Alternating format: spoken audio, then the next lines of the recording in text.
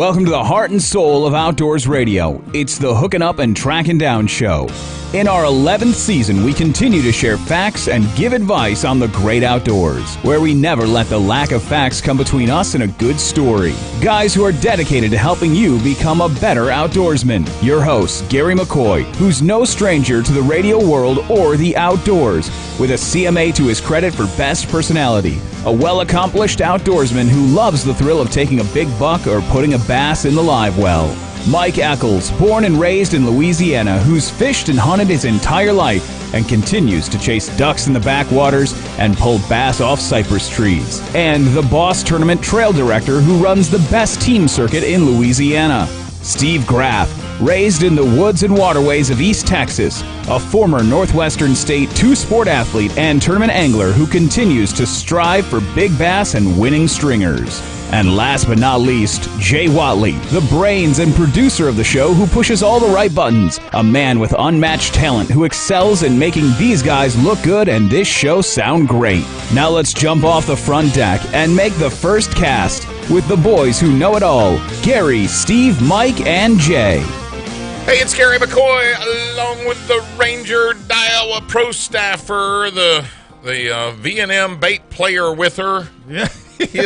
He's Steve Graff. The kid. The kid. Always playing with all these V&M. Yeah, Let's play him. Hey, ain't nothing wrong playing with your worms.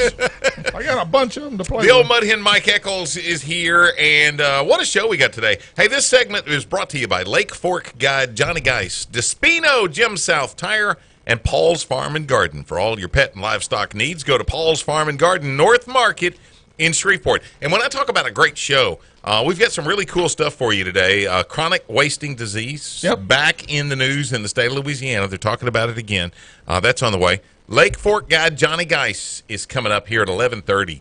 And apparently they are kicking their butts right now on Lake Fork. Yep, they are. Especially that new big old worm. Soft plastic. You mean go into this right now? Yeah, well, you got a big old worm there. Well, nothing like a good 10-inch worm. Yeah, that's what I heard. Comes in handy. I'll never know. It'll get them now. It'll get them. Oh, it's not all it's cracked up to be.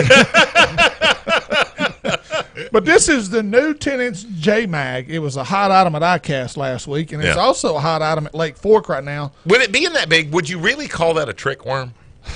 Or is that just a do-nothing worm? It's a trick if you can get it under a cypress link. No doubt. Well, you know, it's double the size of the Magnum trick worm, basically. Yeah. I mean, it's a big 10-inch worm, but they are absolutely, these are on fire right now at Lake Fork, as you just alluded to. John, got them featured on our Facebook page right now. Yeah, they're on our Facebook page. They're on V&M's Facebook page. You want to go there and look and see what big fish are coming in. But this is basically a straight tail worm. It's a big piece of plastic, but it has a lot of action, and they're throwing on half ounce, probably 3/4 ounce.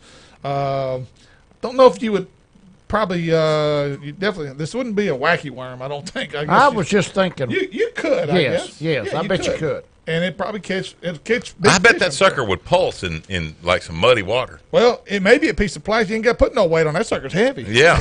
It'd take a 6-aught hook, though. I'm telling you. You just said that. Normally, with like a ribbon tail worm of sorts, right, you need a half-ounce weight or so to be able to get the worm to achieve its full action. Do you have to go heavyweight on that, or could you throw that with no weight? I guess it depends how deep you're fishing. Probably how deep are you fishing? That sucker's still going to sink pretty quick. Oh, ain't no doubt. Yeah, I agree with you. I hadn't tried them yet, but I'm looking forward to trying them. All right, now what is it? The cherry? No, you got the cherry bug and a little bitty cherry bug. This is designed by Hank Cherry, one of the V&M pros. A very successful guy on the Elite Series right now. It's called the new cherry bug, as you alluded to. Great pinchers. When you pull it out of the pack, you're like, whoa, ain't nothing but pinchers. They got two sizes. They got the junior, which would be used for, I would think, a jig trailer, maybe a chatterbait type trailer. Yeah, I can see that. Yeah, chatterbait type trailer, but this would be. I think that would be a little big on the back of a chatterbait, I would think. The junior. The junior. Oh, the yeah, little the one. junior, Yeah. yes, The junior would be. But anyway, great product, well designed, not real thick. That's what I like about it. It's not real thick. It's soft. See, the thing that I'm always looking for what does that remind you of? An old bait made Big by Claw. Exactly, the old Riverside Big Claw. It's just what I'm looking for is when it's going down, what kind of action is there in the pinchers, right? And when the jig's just laying on the bottom, or if you're fishing it by itself, what happens? Does it just fold over, or do they stand tangle up? up? Do they tangle up when they're coming down, or do you really see individual action from that? Because I actually don't want the pinchers to stand up when the jig's sitting there. You don't? No, absolutely not. Why? Because that's the defensive action of a crawfish, Mm-hmm. and most of the time a bass will back away. When a crawfish raises those pinchers Really? up, a bass will back off from it. I'll be done. I want it to have the action falling, but I don't want the claws to float. He up. wants limp pinchers. Limp pinchers. Just describe it like that. Okie dokie. Y'all have totally I don't want corrupted them, but me. I Mother want y'all to Nature know will that. make it happen. I used to not think like I think now until I got with you guys. Now you do out of Now there's self-defense. also one more bait, Gary. We got the new drop shot, which is becoming a real popular technique around. Probably, I don't know how much around this area. I don't know how many guys. Do you put know like what a drop one-aught shot. hook on that? Yeah, well, there's different size drop shot hooks, but yeah. But, I mean, that would be a one-aught? There's a alt Hey, one, one of the there's best hooks that I have found was thanks to our brother Eccles there. That little bitty short shank hook for when you're throwing a wacky worm or a Cinco or something, Cinco style. That little bitty worm hook that you showed me. With a nylon weed guard. Yes. Yeah. That is most of the time you think about this. Most of the time you're taking one of your regular hooks and using it to throw a wacky or a Cinco or something along those lines. Right. And that little bitty hook, I don't know how in the world it can find home in that fish's mouth, but you just don't miss. This is the new V&M drop shad. So again, look for these in your local tackle stores. I'm sure Bayou Outdoors, Fixing to Be Carry On, Cypress Knee Outdoors, Kurt Carver. All these new baits will be in their stores really quick. We refer to his store as Kurt Carver a lot, but it's Toledo Town in town. The largest tackle box on the bin. No doubt. So, also on the show today, Nick LeBrun is coming back. We had him.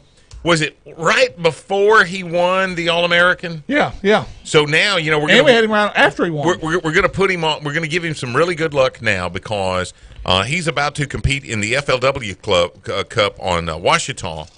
And every time I see Ouachita, Ouachita River, no, Lake Ouachita. Lake Ouachita, Hot Springs. Okay. Every time I see Ouachita, I think about a disc jockey that just moved here from off west somewhere one time, and he says, "Hey, tell me about this river." This Ouachita River. Ouachita. Ouachita. Nick's going to be here straight up 12 noon. Also, Candyman Pet Lodge owner Wayne Neeson, he wants to give you a little insight into how his facility can be real beneficial to your dog and how to keep that dog cool during these hot summer days. Yeah, I read this. Do you know where a dog sweats? Paws. In his paws. Yeah. I didn't know it either until I read it. In his paws, and I always thought it was their tongue, but no, it's their paws. Well, I think they cool off through their tongue. Probably, I don't know. Yeah, you're right. Yeah. I think you're right. But he's going to be on. Big discussion right now, though. They have prolonged they were supposed to have started drawing down Lake Bistineau 2 days ago on Monday, and they've decided, hey, we're going to put that off a week. Now, I don't understand because that means they'll start on Monday, July 23rd. Couple of things.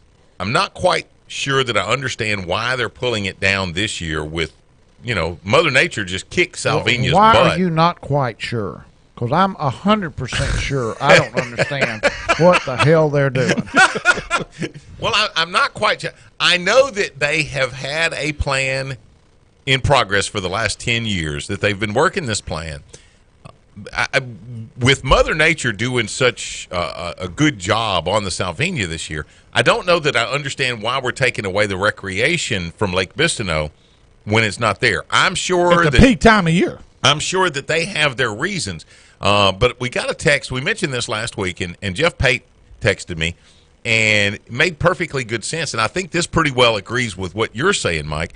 Jeff Pate made sense? Yes. Really? Yes. Well, that's not shock. They agreed with me. That's a shock. But Jeff said, I don't have a problem with them drawing the lake down. He said, but they just draw it down at the wrong time of the year. Yeah. And that's one of the points that Mike has made is that, right now we have a prevailing south wind. You draw the lake down, it gets so low on the north end, the south keeps pushing the Salvinia back north. Right. You would think that they would draw it down when you have a prevailing north wind, so that the Salvinia, not only by the current, but by the wind as well, the wind current, is being blown further south. Well, Ricky Lee was on the lake today, and I just got a text from Jerry Pate, and I'm going to have to retract what I said a week or two ago, that there was not enough Salvinia on the lake to meet the 1,500 affected acre quota that they go by. Apparently there is. Ricky was out there this morning. He said about Crow's Foot, around State Park, Clark's Bayou, and Jerry's saying from north part of the Haymeadow North that it's about as bad as it was last year. And this has all come on in the last month when it got hot. And it'll do nothing but get worse. Yes. So, okay, yes, you may have the 1,500 affected acres. So it meets the criteria. So, yes, according to your rules, we need to draw it down again. I hate to see it, but, okay, do it. But the reasons for doing it this time of year as opposed to in the winter, somebody's going to have to explain it to me, because I can think of 4 or 5 reasons why you should do it during the winter. I can't think of any reason for doing it during the summer now. Maybe we'll have somebody on next week. We might. Yeah. You know. We'll see if we can get somebody. If Eccles doesn't scare them off. You got to be nice. Exactly. You know, you can disagree nicely. Yeah. You have that ability. That's called giving in. I mean, hey, is Joe Stevens coming in today? Yeah, he is. We're getting ready for the Holy Angels He's bringing bath us tournament. lunch. Is this the 5th year of the Holy Angels tournament? Yes, it is. Isn't it hard? 5 years. 2 or 3. Yeah. You know? But Eccles, we're going to be all over the place again, right? I mean, Grand Bayou, 7 or 8 Bend. lakes. I'm not sure what they are, but anything that you really feel like you stand a chance on catching a good sack of fish this time of year. Is it a 3 fish limit or 5 fish? I think it's 5. 5 fish? I'm not sure. Okay. I just weigh them in. Well, do you want to know the lakes? yes. Black Lake, Caddo, Grand Bayou, Bistineau, Red River, Toledo Bend, and Cross Lake. Okay, well, I got to ask Joe, is it 3 fish, 5 fish? You know what, though? One of the things, with that in mind, you mentioned a couple of years ago, Mike, that the summertime tournaments, that you really are a proponent of a reduced creel on that. You know, go into 3 fish as opposed to 5. It's just easier to keep them alive. You feel like there's, less loss. Even fish. at the Landers Ram Cash Splash, which we're through with for the year, but is out on Cross Lake every other Thursday evening, and we have a 3 fish limit in it. The last 2 or 3 fish, and so Holy Angels is a 3 fish. 3 fish. So, great. And but the last 3, 4 tournaments that we've had, when it starts getting hot, just a tournament from 5:15 in the evening to say 8:30, you can have trouble keeping your 3 fish alive, and that's in the evening. Yeah. So yes, I mean I think we're doing a big justice to the fish, right, and fighting off some of the negatives that you have when you have a few fish don't make it through the weigh-in. Right, well, we'll visit with Joe. He's going to be here bringing us lunch. In fact, we've got him at 11:45 this morning, so be listening for that. And while we're on that thing, I want to mention again, while Lake Bistineau's down, Mike, you've said it best. While Lake Bistineau's down, this is the time for us to show out as outdoorsmen and support 100% catch and release. Well, there's a petition going around on Facebook. I'm not sure who started. I know Earl Glass was big behind. He may have been the one that actually got it rolling. And they were trying to get 100 signatures. And Ricky Lee looked at it yesterday on the on Facebook, and they got over 300. Oh, wow. To make it for the bass, catch and release during the drawdown. Now, I do not know if Wildlife and Fisheries will accept that. They ought to. Yeah. I mean, they can do it, and it's a good thing. Yeah. Go out there and have fun and put them back. You're drawing the lake down during the peak recreational time. Yeah. So you're running off the boaters, the water skiers, the sunbathers, the jet skiers, a lot of fishermen then. Right. Why are you worried about those handful of fishermen handful of people during the drawdown period that are going out there and breaking the law. Why are you making it easier for them? Yeah, good point. Well, it'd be a great time to just show the world that we truly do care about the ecosystem there with Lake Bistineau and the future population of the lake as far as the fish go. We're hooking up and tracking down 11:30, the Tiger.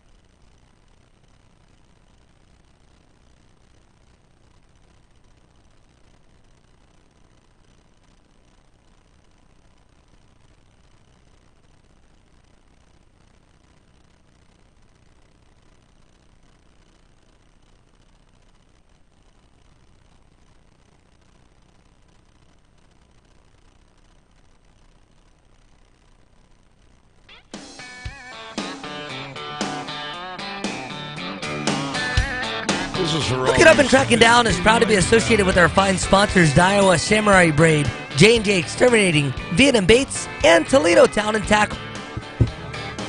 Lost my spot there. The best tackle box on the bend, of course. Now back to the guys who have a ton of tackle. Gary, Steve, and Mike. Oh, I started jumping with my promo there. Jay, you got to bring your A game on this show, Jay. I know where I was there, you know. It's those little girl glasses he's wearing. He can't see his spot.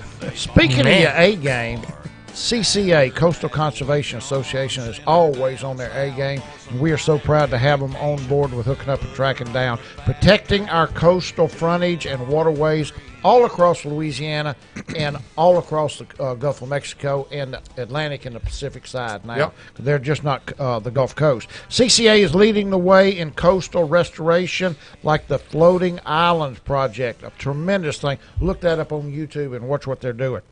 They're sponsoring tournaments like the CCA Star and Ride the Bull, fighting the fight for waterway access issues. Go to ccalouisiana.com to learn more and become a member a day. They need you, and we need CCA. Yes, we do. Thank you, Mike. Good job. A couple of things here.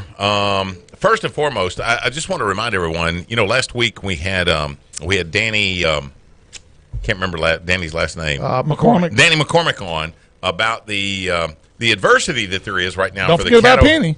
Yes, Penny. Who could forget about Penny? Don't forget about Penny. Danny and Penny were here.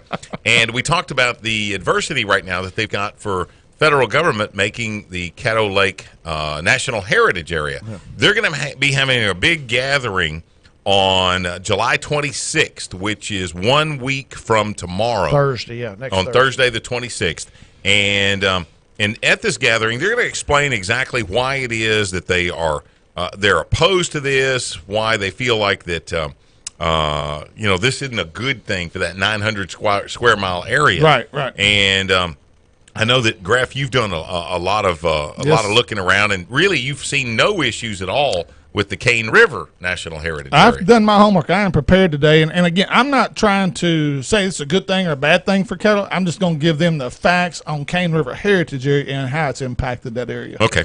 We're going to do that at 12:15. Be listening for that. Of course, also in line with trying to take care of things, there is is he a congressman or a senator? Congressman Ralph Abraham. He has introduced some legislation. I don't know that it's passed yet, but he's introduced this into the Louisiana Congress about trying to address the possibilities of chronic wasting disease coming into the state of Louisiana. Yep, they are wanting to team up. Dr. Abraham, who, by the way, he is a doctor, as you said, a former veterinarian, has introduced a bill that requires a Secretary of Agriculture to partner with the National Research Council of the National Academies of Science to study and identify the ways CWD is transmitted between wild, captive, and farmed cervids. Yeah. So this will provide a credible and scientifically based foundation of understanding of the disease and how it is spread. Okay, so the discussion there is somehow or another, the pen-raised deer are giving CWD to the wild deer. Is that your understanding, or vice versa? I think it's a combination of both. Sure. If they're exposed to any deer that's either come from a pen raised or maybe a high fence deal, they're susceptible to get the disease. Well, at one point, now they've rescinded it since, but at one point they had banned deer feeding in the spring of this year up until, I want to say, August. But they rescinded that, and they said, okay, it's not as big a deal as we thought. Right. Mike, I know you don't spend a whole lot of time in the deer woods, but your son does, and you got a lot of friends like me that deer hunt. Would you say that the deer population in Louisiana is the same, greater, or less than it was 10 years ago? I would say it's greater. The population's greater. Yeah, I would think it's greater. I would think so too. I think people manage just their herds because better. we sit in a stand and don't see as many deer come to our feeder as we did last year, we think the population's down. Yeah. That is a fact. That's not necessarily true. Sure. Right. They just Deer sightings might be less. I do not think that we have helped the deer population by corn feeding. Yeah. All we've helped is our sighting of deer. Mm-hmm.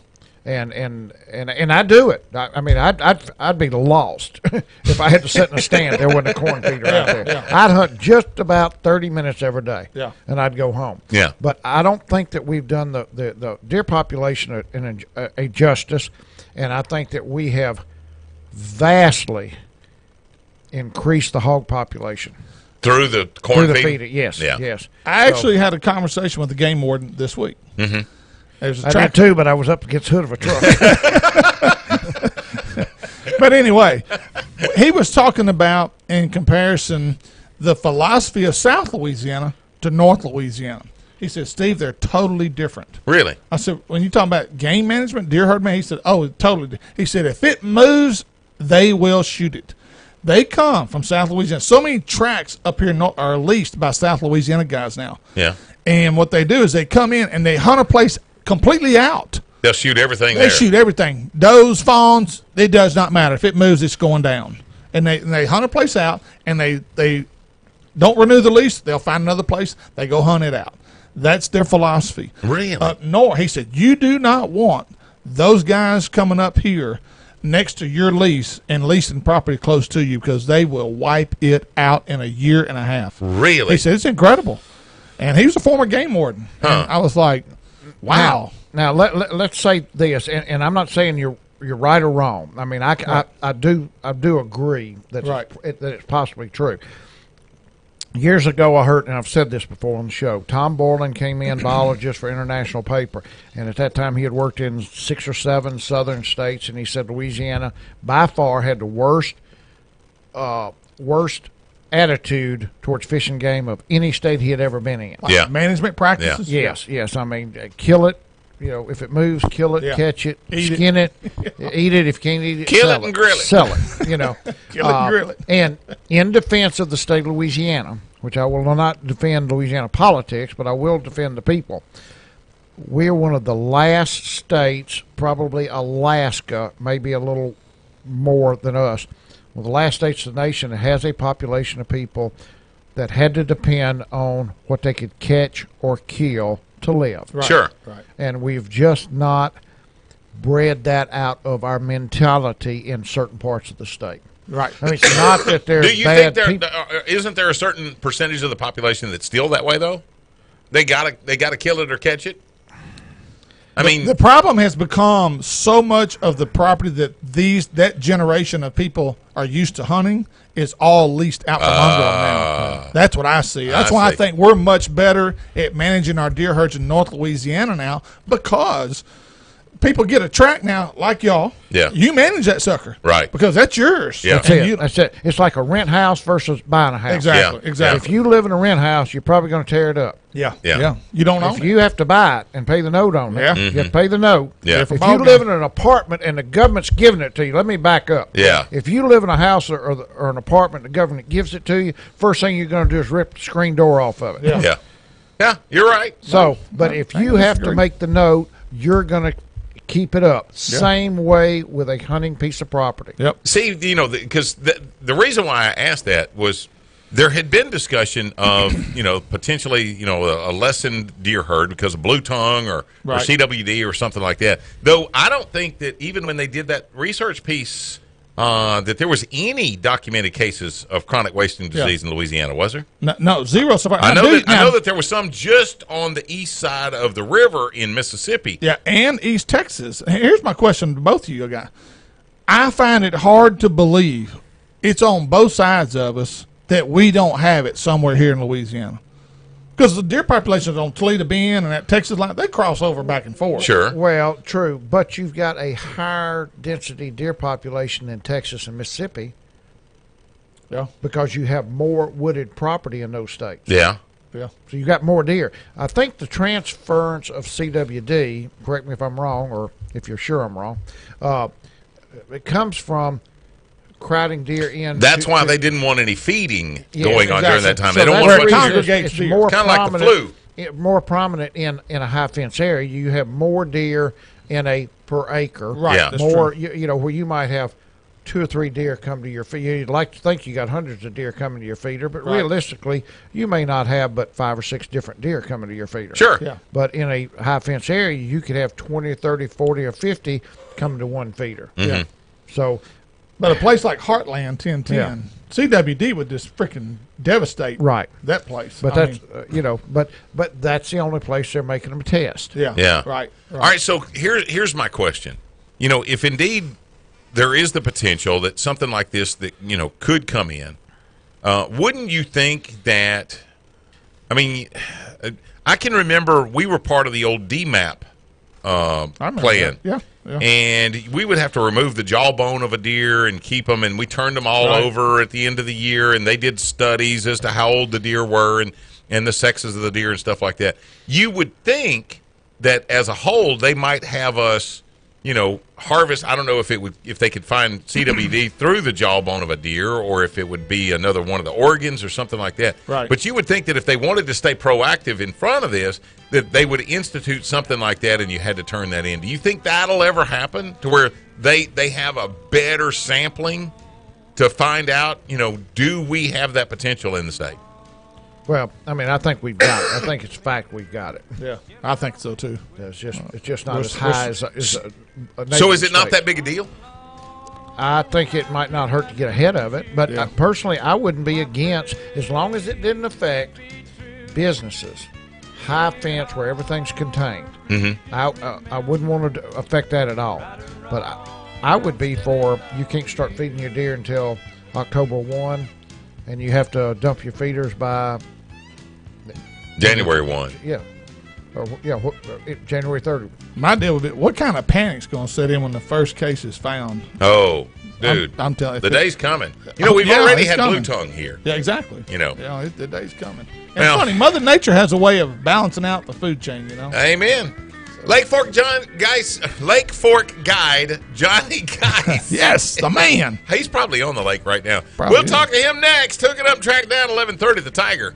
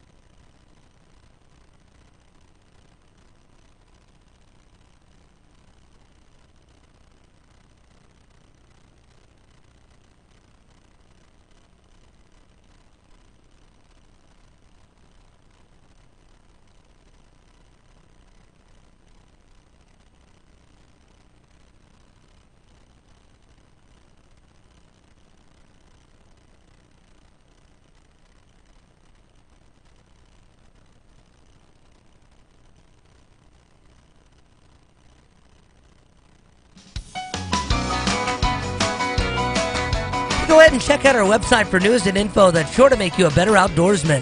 HUTDshow.com. This segment presented by Groove Fishing, Toledo Fiberglass, K2 Coolers, and Nichols Department Stores. Selling the finest brands in guns, ammunition, and hunting accessories. Nichols Department Stores with 5 locations to serve you. Once again, here's Steve, Gary, and Mike. Guys, all you anglers out there, mark your calendar. August the 25th, the 5th annual Angels Fishing for Angels Bass Tournament with the Holy Angels organization will be taking place. Once again, August 25th out of Red River South. $5,000 first place guarantee. Proceeds benefit the residents of Holy Angels. This has become an absolute premier event. Last year was a huge success. Again, guys, I know hunting season's coming up. Dove season's right around the corner. This is the greatest event to end your fishing season with right here heading into hunting season. Scramble format. Lakes include Black Lake, Caddo, Grand Bay, Bistino, Red River, Toledo Bend, and Cross Lake. First cast at 6:30 must be in Mike's weigh-in line by 3, or he'll shoot you. And at Red River South Marina. Registration Thursday, August 23rd. Mr. Joe will be there as he's in here with us right now. And the 24th from noon till 8. Each day, Red River South Marina is where registration will take place. Make plans now. Okie dokie, on the phone, he is our Lake Fork Guide of the Year for the last 5 years. Johnny Geis, are you fishing? I was. I went over Lake Walkney today and caught some over there. So what's the difference right now between Tawakoni and Fork? I mean, completely different patterns, or are you fishing essentially the same thing?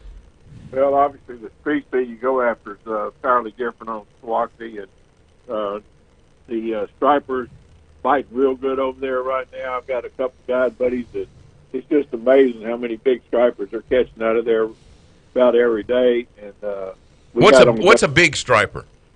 Oh, 10, 12 pounds. Wow. Over there. They have cost them up to 15, but those about what they're catching. Now, is it compared to Texoma, Johnny, when it comes to stripers?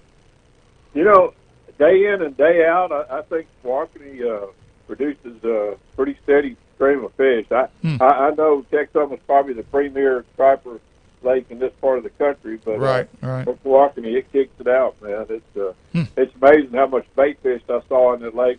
I probably saw 20 acres of schooling fish that stayed up about 2 hours this morning, and they were hand size or smaller, and they were stripers, sand bass, and white, hybrids all mixed in. So it's hard to tell the difference when they're that small, except for the stripers a little skinny, longer and skinny. But they were just schooling like crazy, and the wind was white capping. It was wild, but they were still biting. But we didn't get any big ones. All we got was a little today. You know, it's weird you'd mention the number of bait fish like that, because I remember back in the day when they were stocking the stripers in Toledo Bend, there was a lot of anglers that were really upset because they felt like, hey, don't do that because those stripers are eating up all the bait fish that our black bass need to be able to survive. And so they completely quit that stocking program on Toledo. And, in fact, you know, they had stopped it on all the other area lakes around here. But you're saying still a great bait fish population in Tawakoni. Yeah, that's the main river. That's what that is. It's kind of like Toledo Bend. It's so prolific and what it'll grow. And the bait fish have always been in Tawakoni. There's a heck of a lot of shallow water where there's not any fishing, and then there's the 45 to 80 foot water down by the dam that hold a lot of bait too. But it's just got a lot of fish in it. These guys they pull out. Man, just look at a guy named Matt Cartwright and Joe Reed. They're great guides, and they work about every day of the year, and every day they've got limits to stripers and hybrids, and usually a smattering of sand bass out to fill out the cooler. But boy, they're catching them over there. Now, well, Johnny, are you over there just to striper fish, or are you bass fishing and catching stripers while you're doing it? I had my brother Danny Geis, and his son Kevin, and Danny's 2 grandsons, and we just took the boys up. We went bass fishing yesterday. They boated 9 bass that went from 4 to almost 6 pounds. We didn't catch any real big ones, but the boys got to set the hook, catch every one of the big bass that we caught on brim. And today we wanted a little bit faster action, and I talked to Matt last night. He said just go over there and throw a little George. We were throwing a small slab spoon and racing through there, and they caught fish every cast. As soon as they get one in, I'd grab the rod from them and hand them another one and take that fish off while they were reeling another one in. They had a ball. Ain't nothing more funner than that. Hey, Johnny, how does Tawakoni compare to Fork, being so close to the Dallas Metroplex area, pressure-wise? Does it get a lot of pressure on Tawakoni? Oh, not really. There's a handful of boats on the weekend. I'll say a handful. I mean, it can get in the prime part of the spring. It'll get a lot of boats out there because there are a lot of crappie fishermen and cat fishermen. But most everybody chases the hybrids and the sand bass over there, and the stripers if they can find them. But it's not anywhere near bass fishing pressure. There was a 14-pounder caught over there. I knew would have been a lake record, but the scales weren't certified. A 14-pounder caught there in June by a guy, and I saw a picture of that fish. It was huge, man. Can you imagine being that guy? You know, you've brought this fish in, you weighed it just for that purpose. Yeah. You release the fish, and they say, "Oh, that don't count." Yeah, it don't matter. That don't count. I'm sorry. Thank you for running. Yeah. They should have. They just didn't want to risk killing the fish. It was a beautiful fish. I tell you, it's like 27 inches long, and just a big old wide fish. And Jeff Sprague, he's one of the pros on the. I don't know if he's fishing the lead or one of the pro circuits, but his brother Warren Sprague caught the fish, and he was great. But talking about the difference in walking over there, and I used to guide for striper hybrids over there in mid-'80s, and I don't get over there much anymore. I thought I would, but Fork's where my business is. But this got some good bass, but you don't catch a bass deeper than 5 foot over there.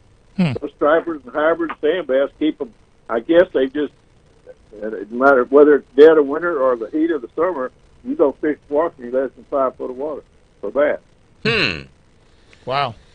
Now, Johnny, the reports we're getting and seeing on Lake Fork, this new J-Mag by V&M is absolutely on fire over there. It's a 10-inch worm. It's a straight tail worm, like a trick worm, but it's like the Magnum trick worm, but 10 inches. And there's a lot of photos on our website, on our Facebook page, and V&Ms that are coming off of Lake Fork. Have you thrown it any at all?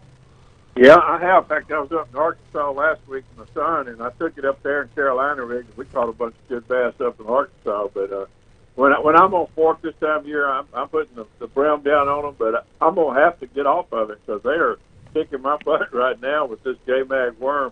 Lee Livesey, he's one of our great guys on the lake, young guy, and he's with V&M, and he posted yesterday with the big J-Mag. I think it was watermelon color, looked like on his pictures, but they're just, there's 20, 30 bass a day like I used to catch on brim. So now Kevin Jean needs to have heard just what was said. Yeah, exactly. Kevin, are you listening? That Johnny Guy said, I'm going to have to lay down my brim. Yeah. Because they're catching more on that big. And that just does not happen. No. Yeah. Yeah. Well, part of it's the young man, Lee, he's pretty good. He's a pretty salty fisherman, I tell you. He covers this whole lake in a day's time, but he is on some good fish, and he'll put you on a lot better than I will right now. But I've got him all rigged up on my rod right now. You fish it on a 3/4 ounce shaky head, or maybe a 1/2 ounce tungsten if you want to fish it in brush piles. But I've caught some good fish on that, and if it tears up the first 2 inches, you still got a pretty good sized worm to keep throwing. Exactly. Well, you know what, Johnny? One of the things that I always find the most interesting at being in the boat with you is that whether we're catching fish or not, which we always have, but whether we're catching them or not, it's the education that I'm getting off of the electronics there, and the way that you look at, you're looking at those fish, and you can tell whether it's white bass or black bass, and the way they're postured, whether or not they're going to bite. And I'm going to tell you, that's something. There's a lot of times that catching the fish isn't the most important thing. Getting the education to know where those fish will bite and then what to throw at them, that to me is invaluable. Yeah, and I think you pick up a heck of a lot. I see a lot of people come to Fork, especially if they're from far off. Number one, they don't know how to navigate the lake, and it's so treacherous to tear your boat up if you don't. But if they would just invest even just a half day with the guide, just show them some general areas and a few techniques that are working, they'd be so much farther ahead. If you're going to spend the money to come over here, do that so you at least know where the starting spot is and advance it from there. But electronics now, this mapping that we've got on all these lakes, every hole that used to be only a guide boat on, everybody's on it every day. And the game changer, though, to mark this down, guys, because I've been without one for 3 weeks. My spot lock broke on my good trolling motor, and my backup spot lock broke. And I might as well quit going because I'm lost right now. This wind blowing and not being able to stay on the spot. I've got so used to that thing, it's just frustrating. It spoiled you.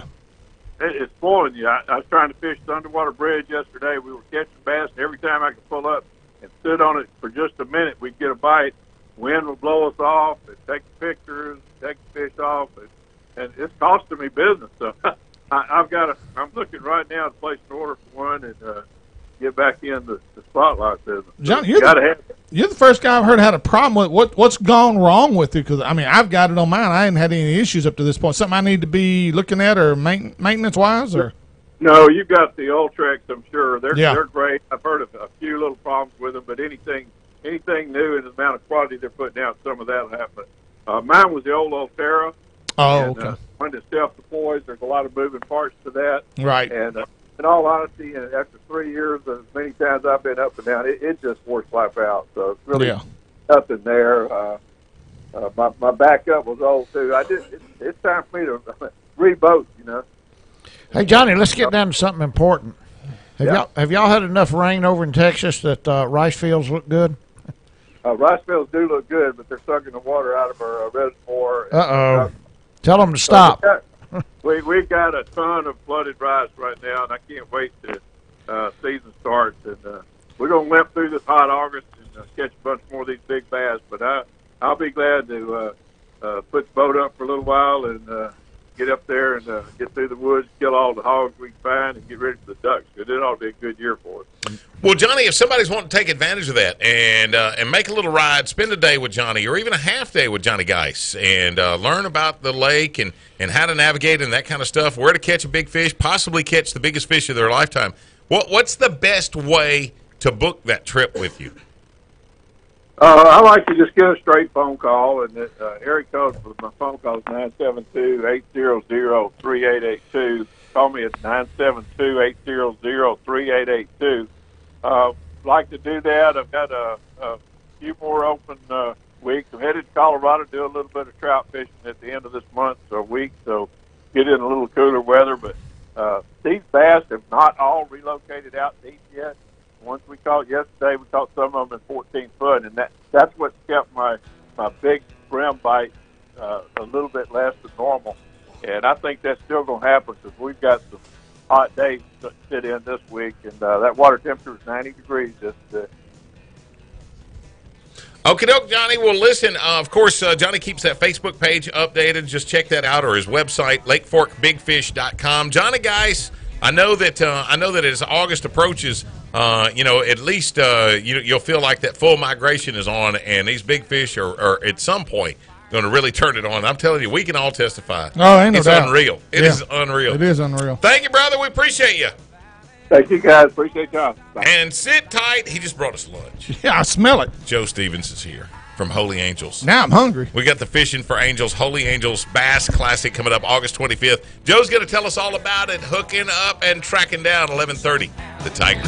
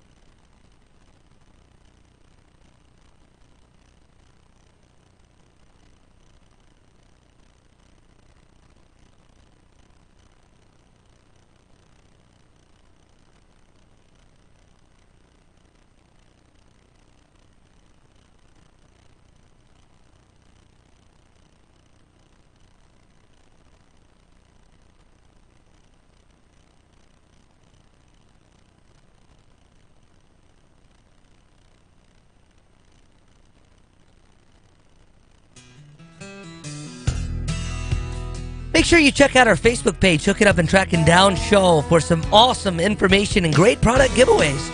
This segment presented by Cypress Knee Outdoors, United Rentals, and Steve Nichols Specialty Traco, moving earth and building roads to a better future. Speaking of United Rentals, thank you, David Duschel and the gang at United Rentals. It's getting to be that time of the year when you're getting the deer plots and everything ready. Yeah. And they have everything that you need to do that. I mean, if you're looking for, a tractor and a bush hog, maybe you need a disc or stuff like that, they can help you out there. Or one of them genies to maybe clean up on your deer stand. Would that be awesome? Oh, dude, I'm telling you, I never thought until they've got heavy equipment. If you're a do-it-yourselfer, they can help you out with generators, all that kind of stuff.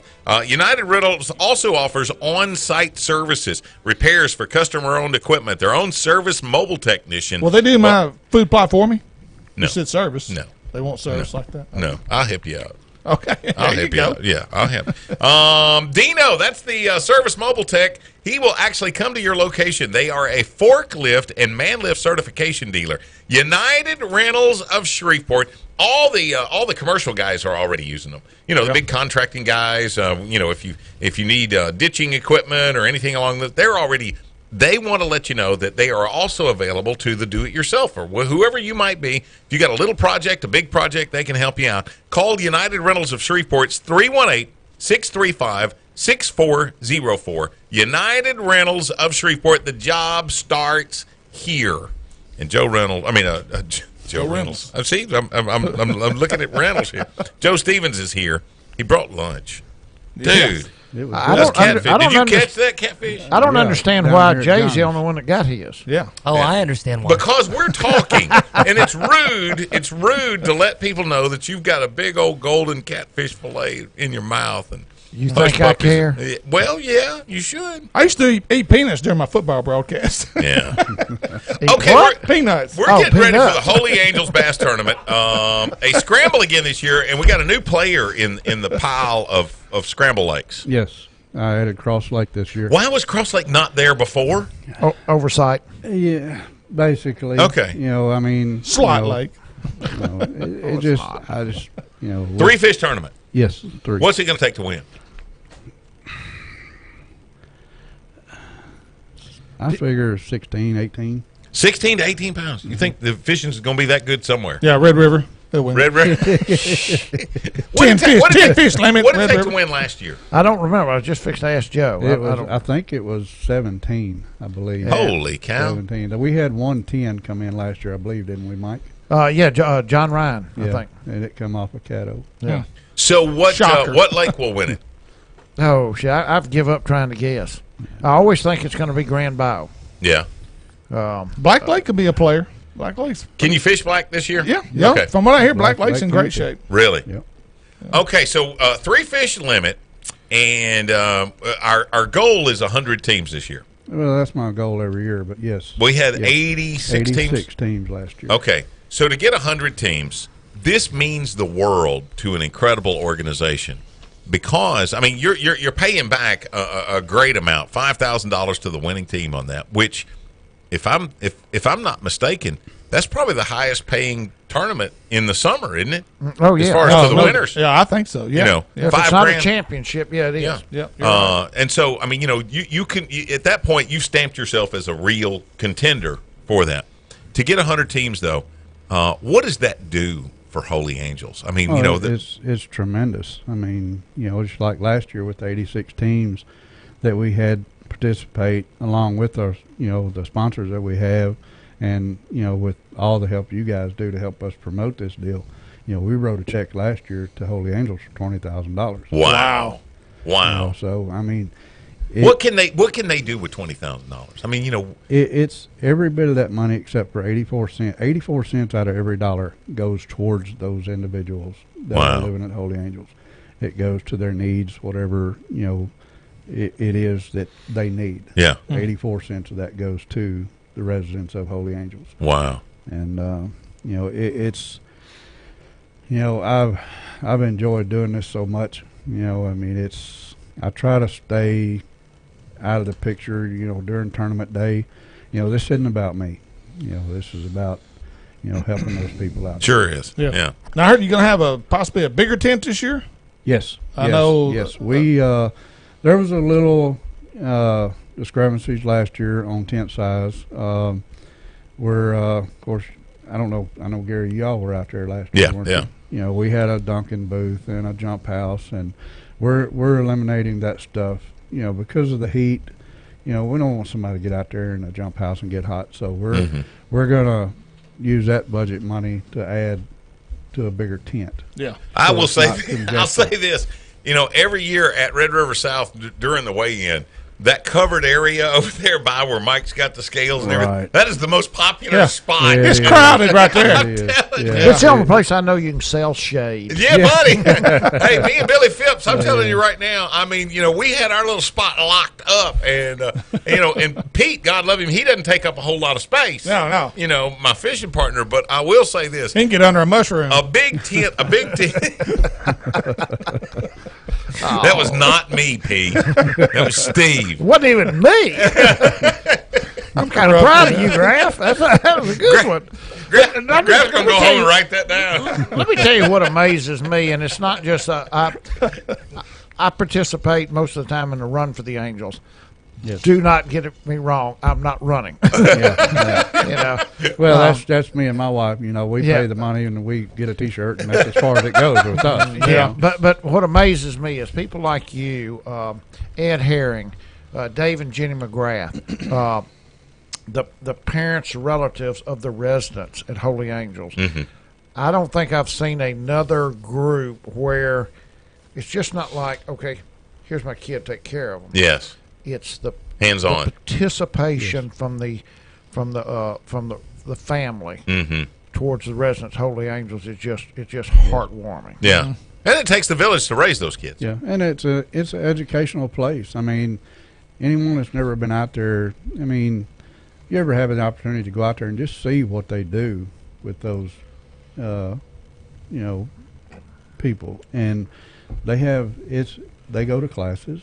They learn to do arts and crafts. You know, it's always activity going on out there. Now, the thing too, Joe, you don't have to be a participant of this tournament to actually show up for this event. No. Oh, we have a lot of people show up just for the weigh-ins. Yeah. I mean, you bring a lot of the residents and out. The food. Yeah. The food, the auction. Yeah, I mean, it's a family-friendly deal. Yeah, it's a big anyone deal. is invited. You know, I had a question posed to me the other day about age limit on fishing.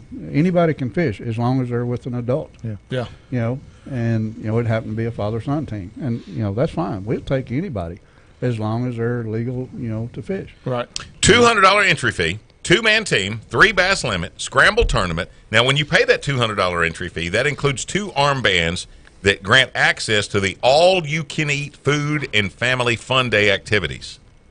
That is correct. And I'm going to tell you right now, I've seen some guys quit fishing early just so they can get in the food line. Well, they want to get there and get that jambalaya I'm before telling it you, runs out. that jambalaya, I mean, it's unreal. You know, we went through 80 pounds of jambalaya last year. God. And Now, the guy that cooks for us, he's got a bigger pot. Okay. He's gonna have a 140-pound pot this year. Yeah, to upgrade. Yeah.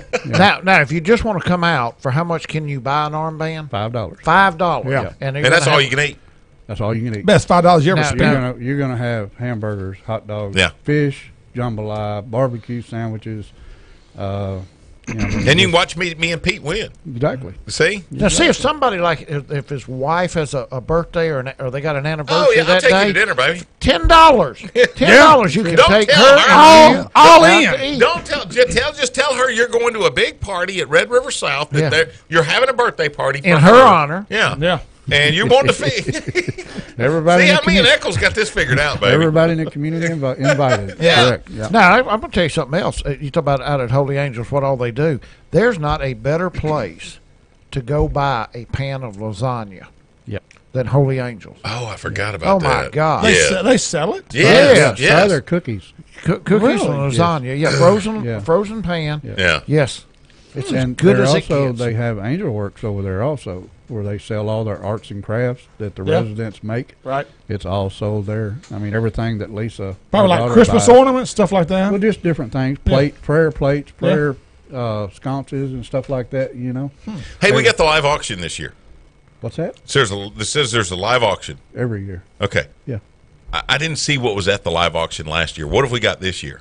Stuff that off the top of your head. Well, it slowly but surely comes in. Bass Pro Shop, they donated several items. Okay. We got Adam Harbuck from Harbuck Outdoors. Mm-hmm. He's donated a Yeti. Is that after the weigh-in?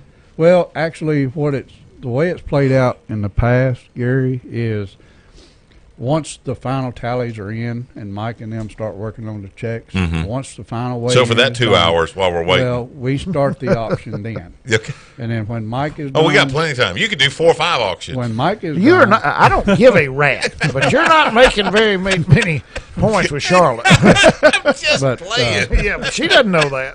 I'm just playing. But yeah, but once You got to make Mike shut up every now and then. yeah, once Mike lets me know that everything is done, we'll stop the auction. Then we'll start passing out the checks, and then once that's all said and done, then we'll resume the auction. You know, I've never once had seen anybody that complained about Sandy or Charlotte. Me? August 25th. Again, the lakes this year. We've got, there's a list of them somewhere. Black Lake Campty, Caddo Lake, Grand Bayou, Lake Bistineau, Red River, Toledo Bend, or Cross Lake. You can fish any one of those. 3 fish, 2-man team, $200. That gets you in for the all-you-can-eat. $10 optional big bass pot. Correct. And the weigh-in will be at Red River South. That is correct. And if you want to take part in the auction, you'll have time for that. But it is all you can eat. Yes, it's everything you can eat. And I'm telling you right now, I mean, it's worth trying to get there early for. If you can get some of that jambalaya, it's unbelievable. Yeah. Joe Stevens, thank you, brother, and thank you for lunch. Yeah, we appreciate that, man. Thank you for everything y'all do for us. We're looking for. We're not trying to rush you off. We're just hungry. Yeah, exactly. I've already had mine. So. We are hooking up and tracking down 11:30. The Tiger. I used to watch her wear it well. Everything would shine wherever she would go. But looking at her now, you'd never tell. Someone ran away with her.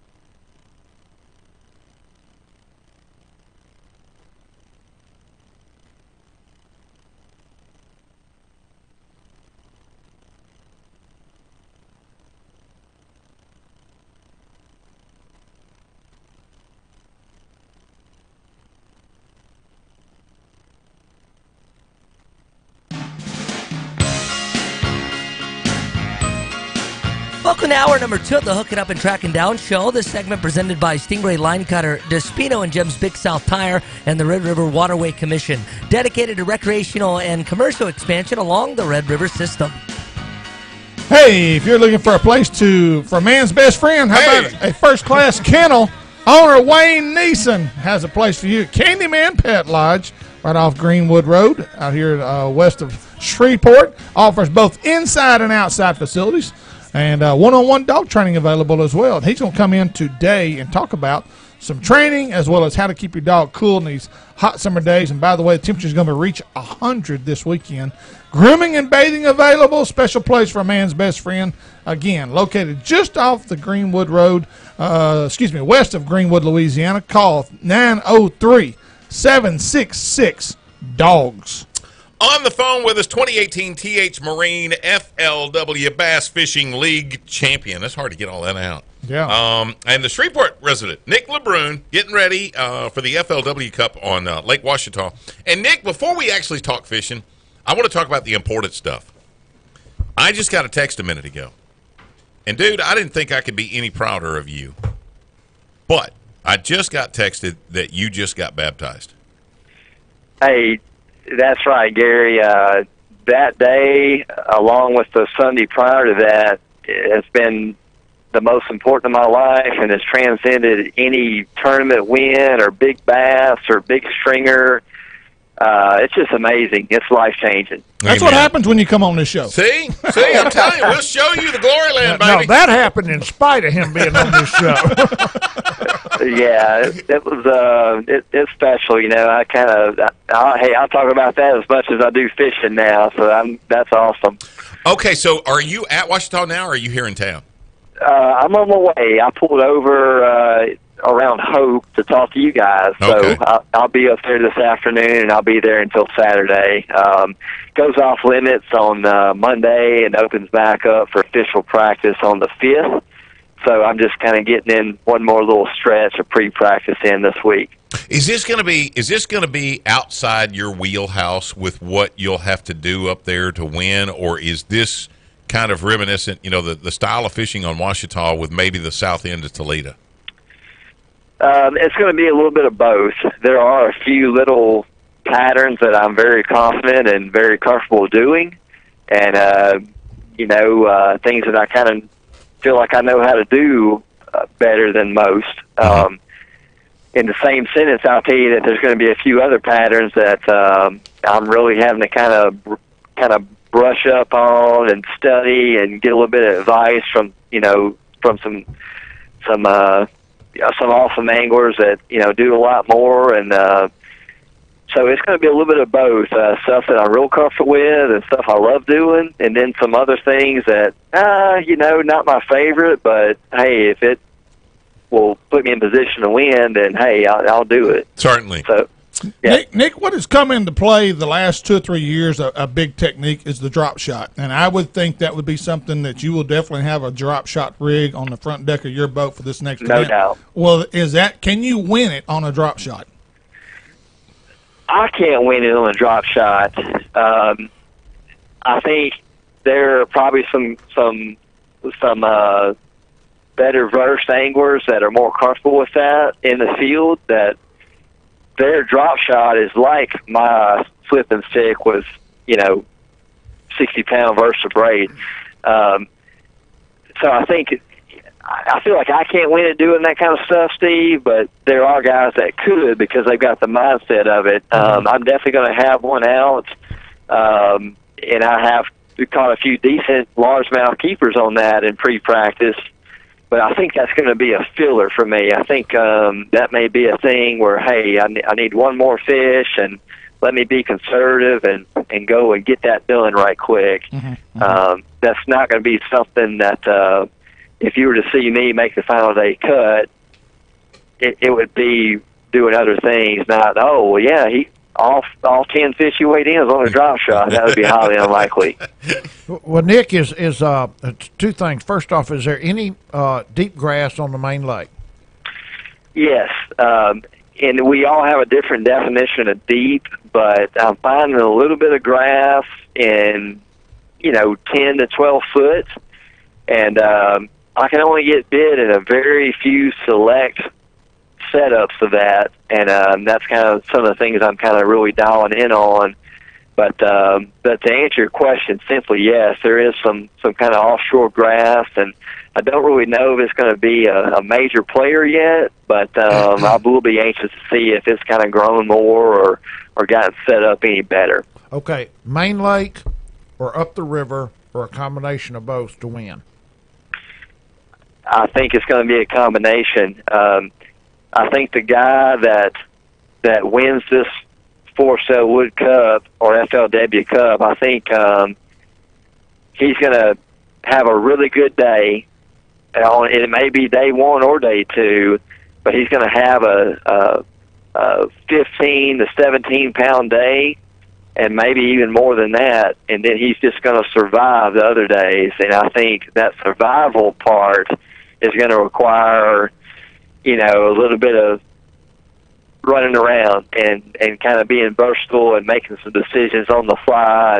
And one of those decisions might be to run way up the river and catch some of those spotted bass, or make a run, way down the lower end and fish some of that grass. But I don't think that the winner is going to be like, well, yep, I spent all 3 days on this one hump. I don't think that hump exists out there. I'm probably the most inexperienced angler in the field, and I've got a lot to learn. But from what time I have spent up here, I don't think it's that kind of lake. Well, you kind of answered our Seagar question of the day. What's it going to take to win this year's FLW Cup there on Ouachita? So you're thinking 17-pound day and then 2 12-pound days, or 2 10-pound days? I kind of think the ballpark of 45 for 3 days, that would probably get it done. They just had a Mr. Bass tournament up there with like 50 boats, but they were 50 of the right boats, all kind of local sticks, and 14 won that, and 10th place was 8 pounds. So wow. I don't think conditions are going to change too much, in 2.5 weeks, but I think that 45 mark is going to be my target. I would be, if I caught 45, it'd be like having 62 on cross, and like, hey, I did all I can do, and it's up to the good Lord to decide whose day it's going to be. Amen. So Amen. I think 45, no matter how you get there and what that consists of, I think 45 is going to be a good target for a lot of guys. Couple of questions here. First one is, will boat houses play into your strategy? No, not for me, because, most of all the bank area is protected forest just by looking at it on the map. And so really the only docks you have are going to marinas. Marinas, yeah. And, that's right. And I like fishing docks, but I like that old dock that's in the back of a cove and nobody stepped on it in about 2 weeks, where the marinas have people and traffic constantly, and that's just not something that I personally have a lot of faith in. Mm-hmm. Okay, here's the second part of that question. If you were going to fish the tournament starting tomorrow, how confident are you right now that you could go get that 45 pounds? Well, I feel confident I can have a good start, and actually tomorrow that's exactly what I'm going to do. I'm going to go and kind of run my juice and really kind of fish from 7 to 3 pretty hard and stay on some good areas and kind of see where I measure up. And I'm not confident yet on like what days 2 and 3 will look like. And that's where I need to do a little bit more homework and get dialed in to make sure that I'm not on any wild goose chases and have some other areas to fall back on. I feel like if it was a one-day deal, like, hey, I'm on a pretty good little deal, but the key is going to be surviving days 2, and you can't win it unless you fish the final day, so it's going to be important to get to day 3. Mm-hmm. And so, I'll be able to answer that question a lot more tomorrow evening after I kind of see like what I really own or what I think I'm on. Nick, this tournament here, in my opinion, kind of kickstart your FLW career next year on FLW Tour. I'm sure you probably agree with that. This is a great time to get started, but the first FLW tournament next January is on a body of water you're really familiar with and had a lot of success on, Sam Rayburn. Are you excited about the start of next season? Yeah, I'm totally excited, Steve. And I get chills thinking about my first tour event being on Rayburn. That's pretty awesome. And the good Lord is just kind of lining up everything for me, and I'm humbled and blessed enough to say that. And I want to go ahead and make it official. It's kind of been a little gray area and a lot of things up in the air as far as the rules not being released yet, but I actually talked to Bill Taylor on the phone a few minutes ago, and it is official. I am going to get the invitation, and I will be fishing the tour next year. So, all right. Super blessed and happy to announce that. So, and really that whole schedule, I mean, it's kind of like FLW kind of said, hey, you know, we need to start going to some real lakes, and not knocking any of the other waters that they've worked with in the past, but, you know, the quality and the stringers just weren't there. And I think by them going to lakes like, you know, Rayburn, Grand, Toho, Champlain, Chickamauga, they're not going to have to put in that fake crowd cheering. You know, the production part is going to be a real crowd making the real noise. Right, you're exactly right. Well, Nick, let me ask you something. Are you if somebody right now knew where you could go win this tournament on Lake Ouachita, can you talk to them, or are you past the point where anglers can get help or get information?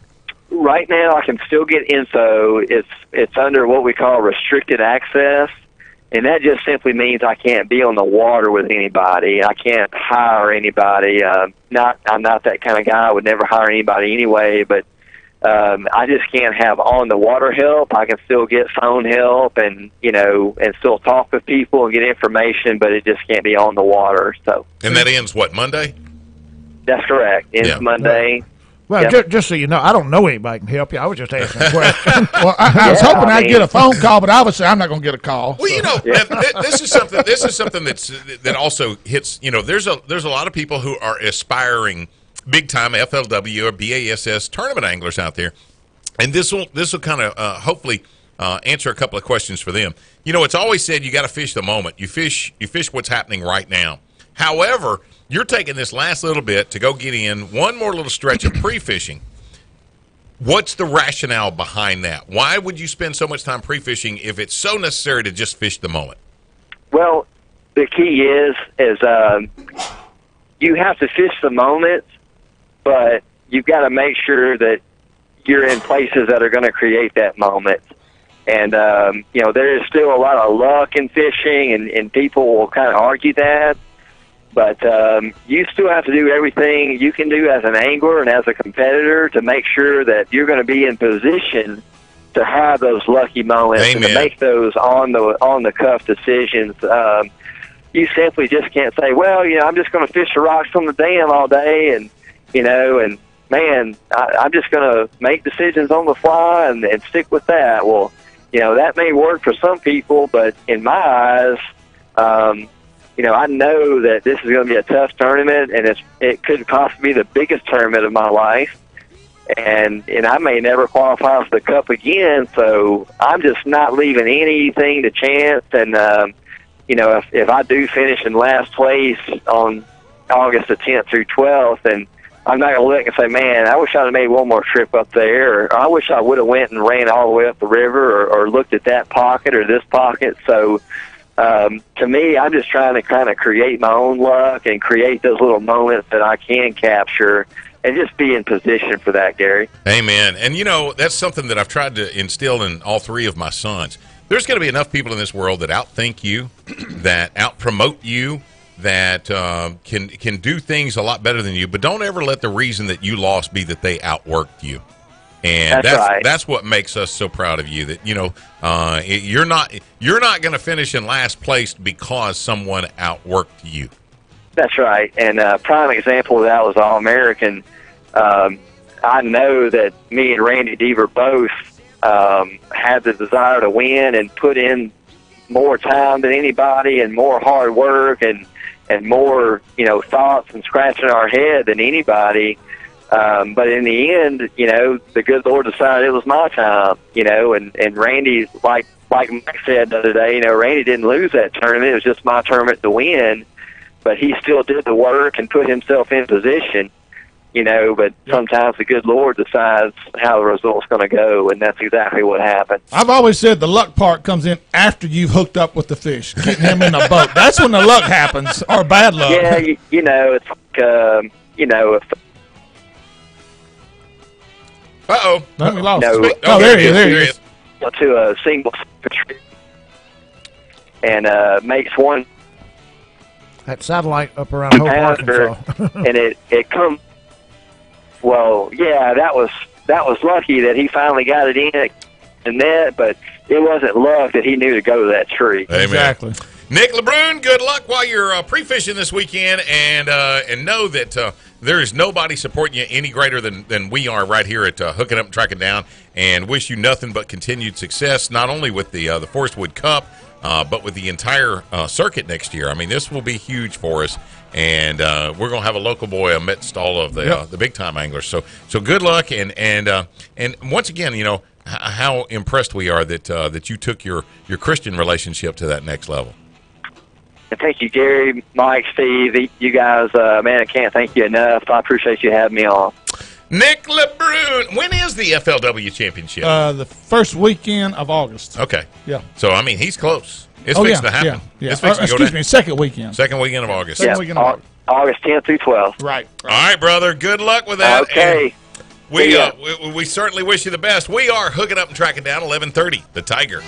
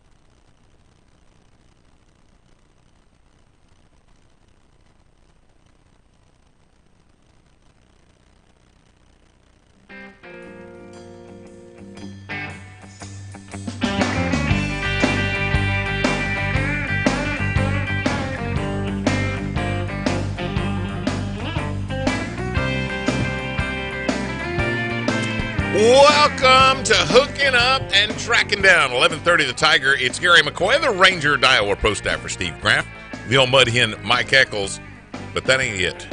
That ain't what it's all about. It didn't mean to happen. No, it's not our show. We're just living in this world. All we are is paid guns. Exactly. I mean, the real brains of this operation. Come on. Even though he's got little girl glasses. You don't like these glasses. I'm just, they're just not, they're not your standards. Okay. Because you look good, though, Jay. You are Jay Watley. The one and only button-pushingest, foolingest, cleverest, most creative, fried fish eatingest. In this small little box of a room that I'm in. In the cage. He's That's in the cage. Clearly, this show would not be possible without the God. Oh, God. We got to cut this out from the show. It's getting so ridiculous every week.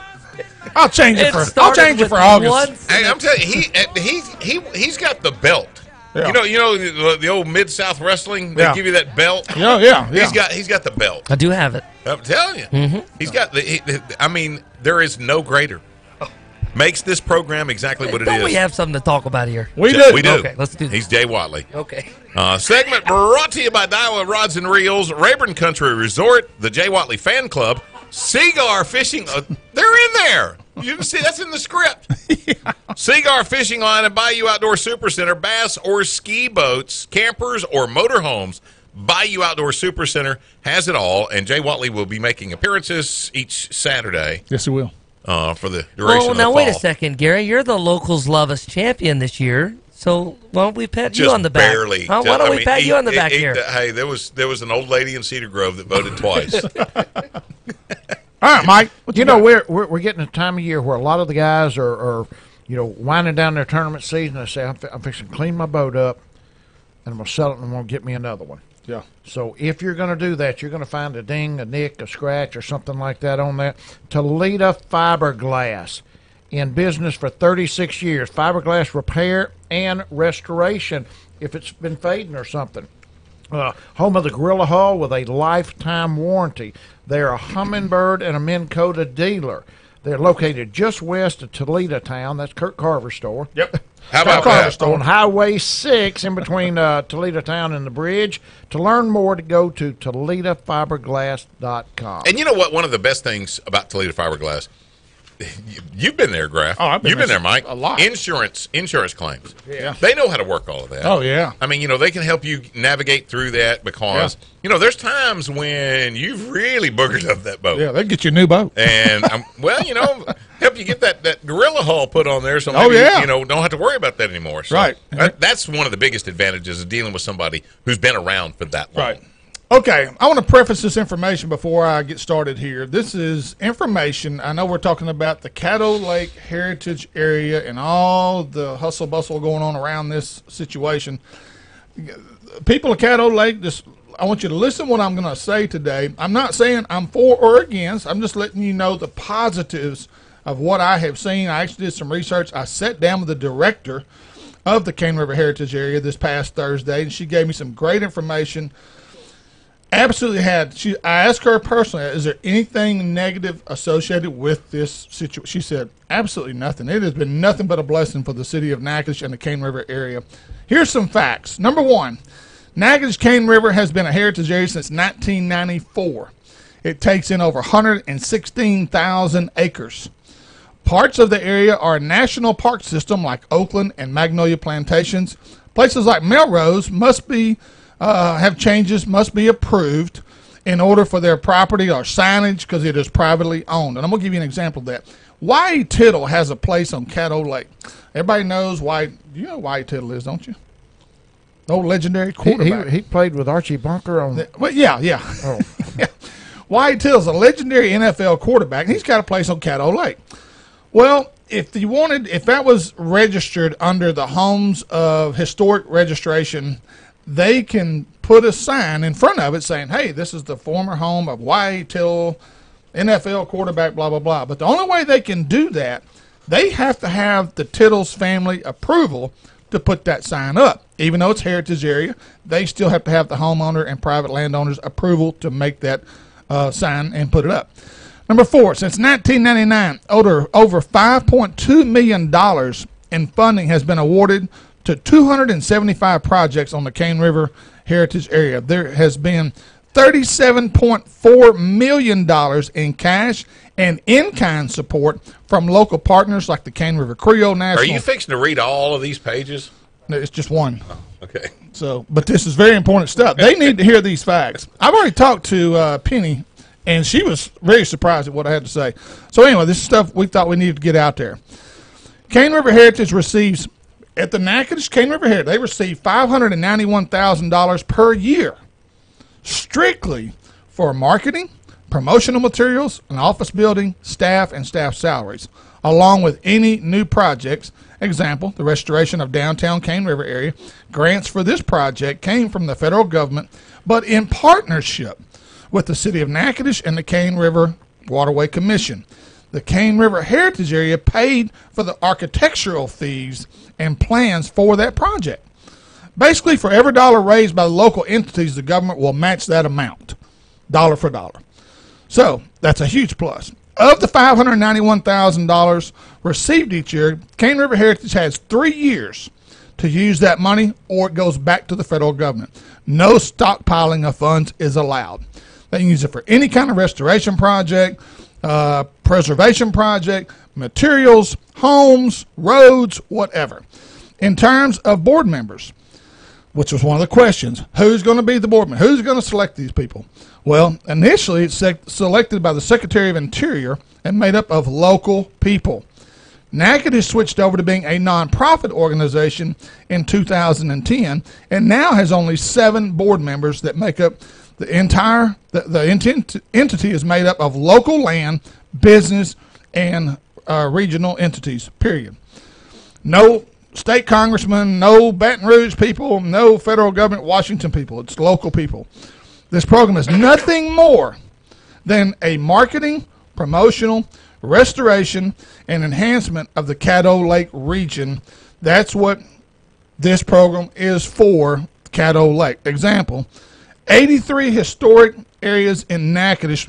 They have 83 historic preservation projects resulting in 32 buildings being restored or rehabilitated, along with many other historic documents. Last but not least, 93 interpretation education projects led to the exhibits and documentaries, children's programs, online information, books, brochures, and other publications. Also, this is the key to me. The entire state of Tennessee is under the Heritage Area umbrella, along with the entire Atchafalaya Basin. Now, we all know coonasses would not approve of this if they thought in any shape, form, or fashion that their property was going to be controlled or anything by the federal government down the road. Well, let me give you a little bit of the devil's advocacy side. I had no doubt you would do that. Well, which after I spoke with Bill Cassidy last week, he shined a lot of light and helped me out, in my reservations about it. However, this is something that we all need to consider. Is that area running at 100% right now? Is that area functioning on all 8 cylinders?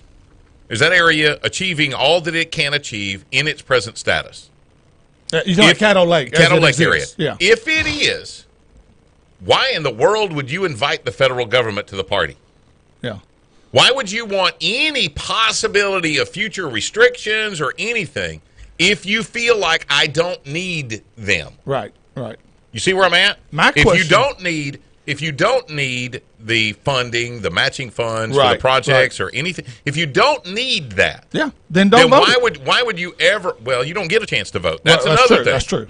But why would you ever invite the federal government to the party on anything unless you need the aid? It would be like you or I. There are programs available if we can't meet our family's needs. Right. Then and this has been my problem with welfare, Social Security, things of that nature. You are then at the mercy of whatever the federal government would dictate.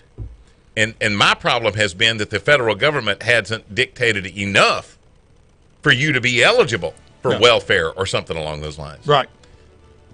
I honestly think that the Natchitoches area, if there are those of us who still have reservations, should do the same research that you've done. Oh, no doubt. No doubt. And the real question is, if you need the help marketing, promoting that area, then this looks like as good a deal as there is out there. If you don't need that. If it ain't fixed, if it ain't broke, don't fix it. Right. Mike? Well, you look at Oil City, Vivian, Northwest Louisiana, you could absolutely say that they need help. Yeah. That's not it's Thriving tourist mecca. metropolitan It's not a area. tourist mecca. Right. There's not. But after last week, you got an email from a man, we don't even know where he's from, another part of the country. This is not somebody local listening, right? Right. And sent us about 20 pages. This man has researched the heritage areas across the country for 10 years. And he sent you, and I think that we need to each week read just a little bit of that. Mm-hmm. Yeah, and it tells you that no matter what they say, no matter what they say on page 1, page 2 through 50 is set up to where they can come in and change their mind and do the override total page 1. opposite at any time. Right. And I go back to my statement last week, that the federal government is a loan shark. It's easy to get the money, but the interest will kill you. What they want back, what they demand from you after you cash the check, is what's going to bite you in the butt. Before we get to Wayne Neeson, I do want to remind you, Caddo Lake's Last Stand, the big organization that is, I'm sure that they really, truly want to hear more, and I'm taking the death that you brought these positives for this. But they are going to be gathering July 26th, next Thursday, at the Singing Pines Recreational Complex. That's the old Austin Middle School. That's in Austin, Louisiana. 5 o'clock, they'll have a prayer, and then the meet and greet from 5:30 to 6:30. And then at 6:30, they'll have a presentation, and a question and answer session begins with that. They say, stand with us. They are truly fighting today to preserve their freedoms tomorrow. And right now they are still, again, the Caddo Lake National Heritage Area designation. If you'd like to find out more what they're seeing on their side, and hopefully they'll bring up some of the positives. Go to that meeting. Exactly. Go to the meeting. That's next Thursday, July 26th. Hooking up and tracking down, 11:30. The Tiger. Girl in Louisiana.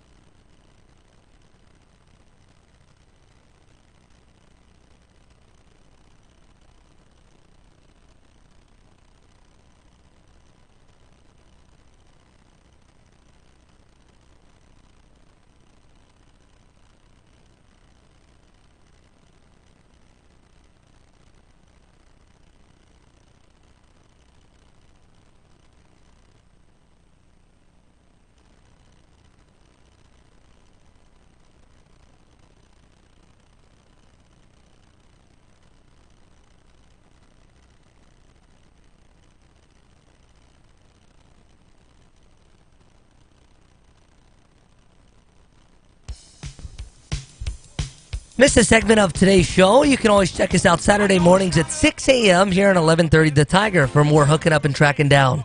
This segment presented by Bob Seeley's Big Bass Splash Series, Bass Cash Bash, and Natchitoches Ford, your truck headquarters for the Arklatex and home of Motor Trend's Truck of the Year, the F-150. Hey, it's Gary McCoy along with the Ranger Iowa Post staffer Steve Graff, Bill Mudhen, Mike Eccles, and it ain't about us. It's about Paul's Farm and Garden. Yep. I'm telling you right now, if you're not already making plans for your deer plot, if you haven't already started taking care of things like your vitamin blocks and deer licks and stuff like that, you're going to be running out of time before you realize it. Paul's Farm and Garden, your gardening supply headquarters.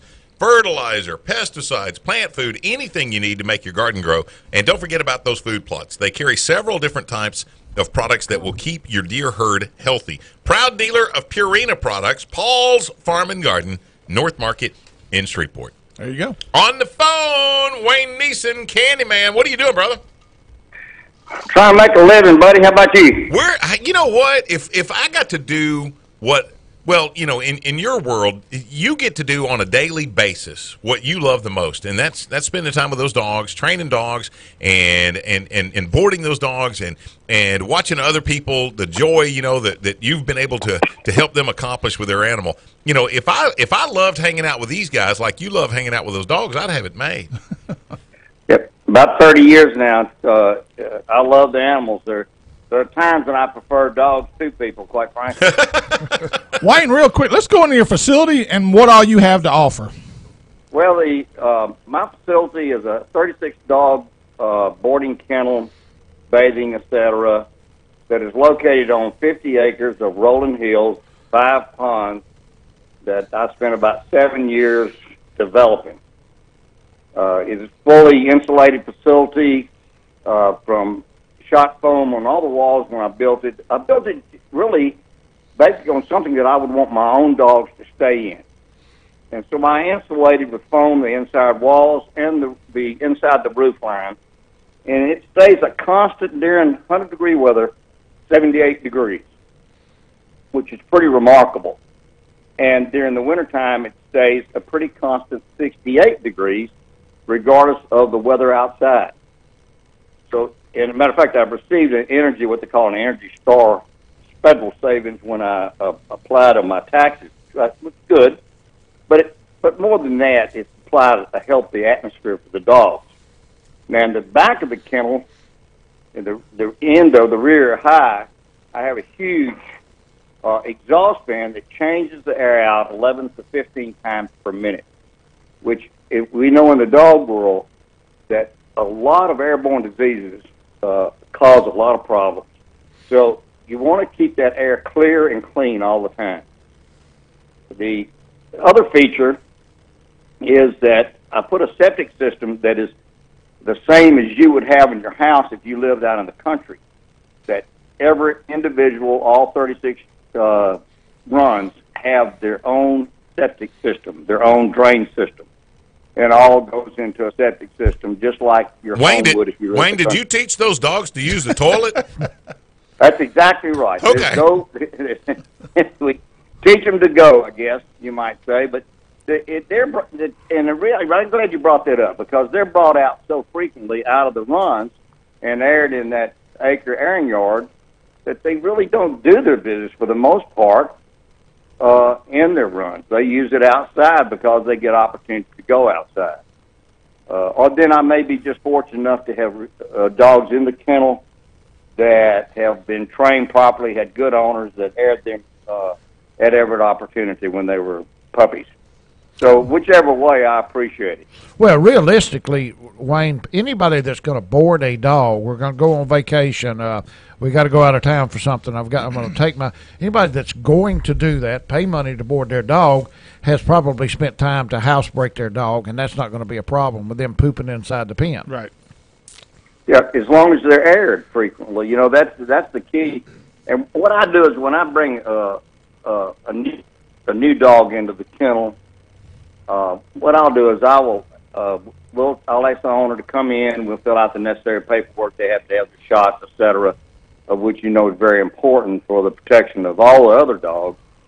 And we'll put them in a run. I'll leave them in about an hour in the run. The owner leaves, and then I'll go out, or one of my folks will go out, and they will take the dog out, or I will, and I'll go out and actually sit down on the slab, on the level with the dog, and let the dog just run around 45 minutes by itself, no other dog, until it kind of becomes accustomed to me or to one of my folks, and so that it feels comfortable with us.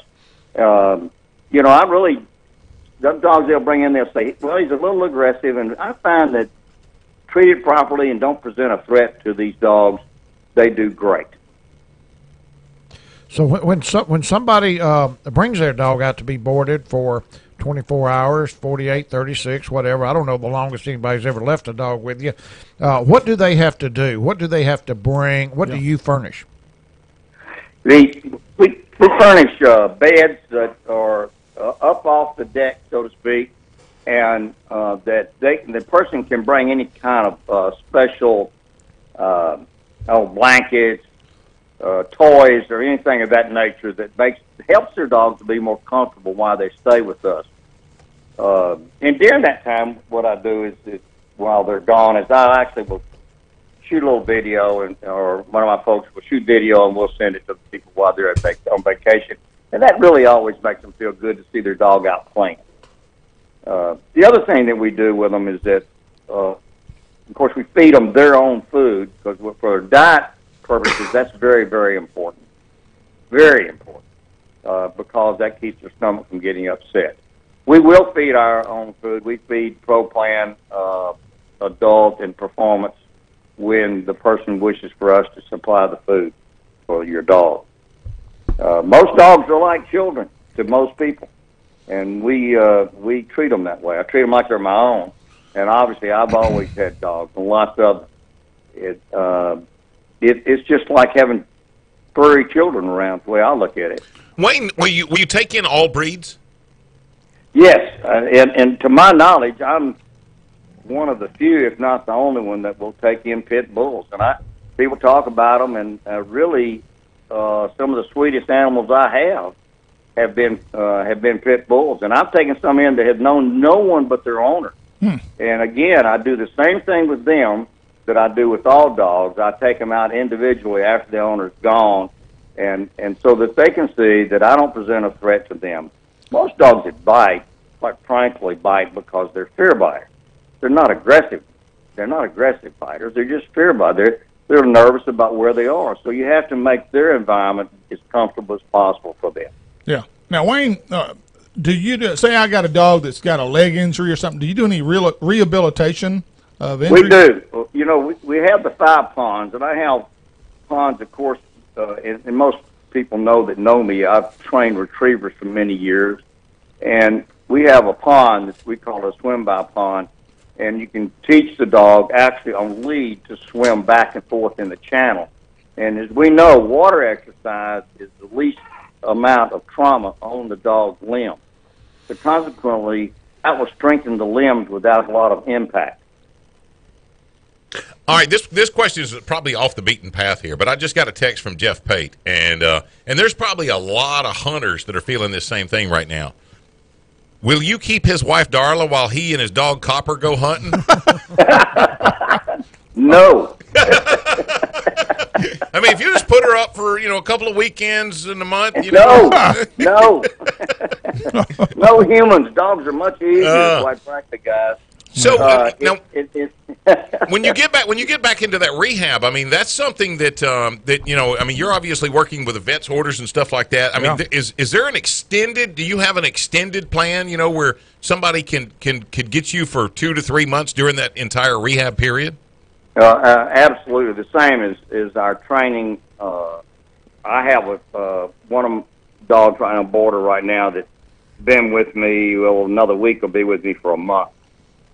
And consequently, the truth is, they get to love me as much as they do their owner by the time we get through. But yes, it depends on the rehab, and it takes coordination with the vet also in order to get the best results from that rehab. I'm by no means a veterinarian, although I do keep vet kits in the kennel itself. If something occurs, then I'm going to be there to take care of it. Wayne, how many staff members do you have on hand at any one time to handle the load? I have 2 staff members. One lives on site behind the kennel, and then I have a lady, Teresa Moore, that is absolutely loves animals, and she lives right around the corner in our area, and so she's very on the spot there.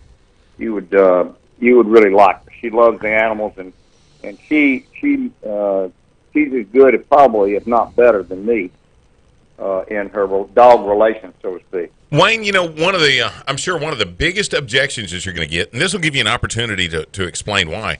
I've been to your place, and it is a beautiful place, really well run. Obviously, it's Wayne Neeson, one of the best known guys in the entire fishing community, because you administer the polygraph tests and have done that for a number of years.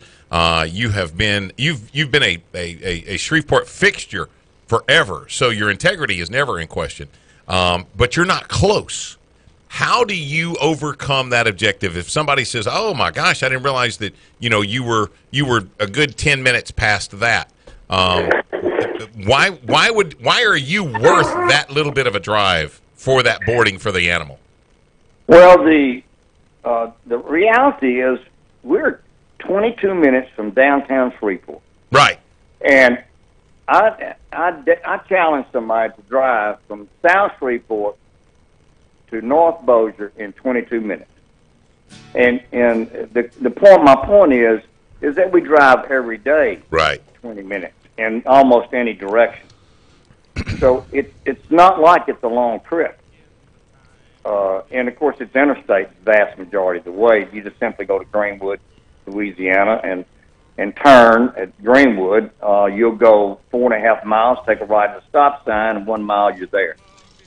So it's easy to, very easy to get to, and easy to drive in and drive out. I actually have a drive-through if you so wish, but most people want to get out, and they want to come in, and I don't blame them.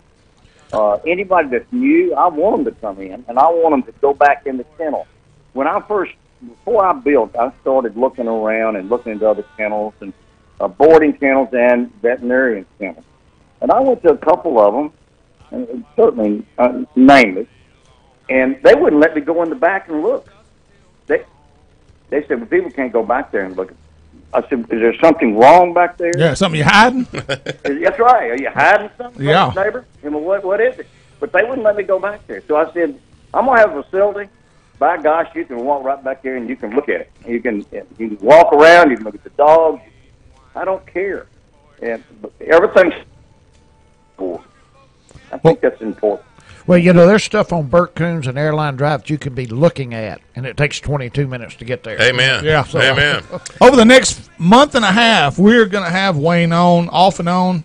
We didn't get to it today. Wayne, the next time you come on, I want to talk about how to keep your dog cool during these hot summer days as it gets to 100 degrees this week. So we want to get you back on. That is a chore. I was out training just probably 30 minutes ago, and I realized my dog, my pup, I've got an 8-month-old that I'm putting through the yard work now, the basics, and I realized that I only had about 5 minutes with him, and his tongue was completely out of there, and he had lost that drive, that interest, and so on. So I just did something real fun for him, threw some fun bumpers, and got out of it. Right. Well, we'll get into that more. We'll get more into that down the road. Candyman Pet Lodge. Wayne Neeson, thank you, brother. If somebody wants to book a stay, maybe the weekend or something along those lines for their dog, maybe some rehab, something along the what's the best way to make those arrangements, Wayne?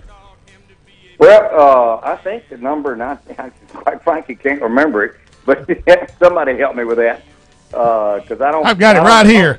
903-766-DOGS. 903-766-DOGS. Thanks, Steve. Appreciate that, Steve. All right. He is his own biggest marketing agent there. Like somebody asked you your cell number. I forget my cell number. Call my cell number, 318-426-2928. 318-426-2928. And I'll be happy to hear from you at any time of the day or night. Candyman Pet Lodge. Make that call. Get your pet taken care of. We're hooking up and tracking down 11:30, the Tiger. Can survive.